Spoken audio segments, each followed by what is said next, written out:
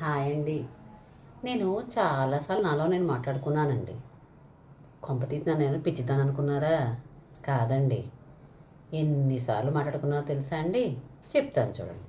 ఉదయాన్నే లేస్తూనే అమ్మో! కాఫీ ఇద్దరికి కలపాలా? ముగ్గురికి కలపాలా? అంటే మా అబ్బాయికి ఒక్కసారి తాగుతుంటాడులేండి. అదొక మాట్లాడుకుంటుంటా. ఇలా కాఫీ అయిందో లేదో వెంటనే టిఫిన్ ఏమిటి చేయాలి? ఉప్మా, దోశ ఇలా ఇదోటి మాట్లాడుకుంటానండి. ఇంకా అక్కడ మొదలండి నా పిచ్చి మాటలు, నాలో నా మాటలు. మధ్యాహ్నం పప్పు వండాలా? పప్పులో ఏ పప్పు వండాలి? పెసరపప్ప, కందిపప్ప, లేకపోతే ఆకుకూర, టమాటా, ఏం పప్పు వండాలి? ఇదొక పిచ్చాల మాటలు. ఇంకా ఇంకోటి కూర వచ్చేటప్పటికి ఒకవేళ వంకాయే అనుకుందాం, అది కొత్తిమీర కారమా, మెంతి కారమా, ఉల్లి కారమా, ఇలా నాలో నేనే మాట్లాడుకుంటూ ఉంటానండి. ఇక మధ్యాహ్నం అయ్యిందా చాలు, వెంటనే సాయంత్రం అయిపోతుందండి. Tea time.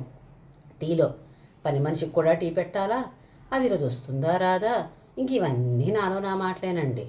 ఇది ఇలాగయ్యిందా సాయంత్రం మొదలు వేడివేడిగా ఏం చేస్తావు అని అడగకముందే వీళ్ళకి ఏదైనా వేడిగా చేస్తే బాగున్ను, ఏం చేద్దాం, బజ్జీ చేద్దామా, లేకపోతే స్విగ్గీ ఆర్డర్ ఇద్దామా, ఇలా అనుకునేసరికి నాలో నా మాటలు అయిపోతాయండి. ఇక ఆఖరికి రాత్రి డిన్నర్ అండి. వచ్చేటప్పుడు దోశలు వేద్దామా, ఇడ్లీ వేద్దామా, వరినొక ఉప్మా చేద్దామా, గోధుమనొక ఉప్మా చేద్దామా, ఇలా నాలో మాట్లాడుకుంటూ మాట్లాడుకుంటూ మాట్లాడుకుంటూ అందరూ పిచ్చిదని అనుకుంటారండి. కాదండి, మనమేనండి.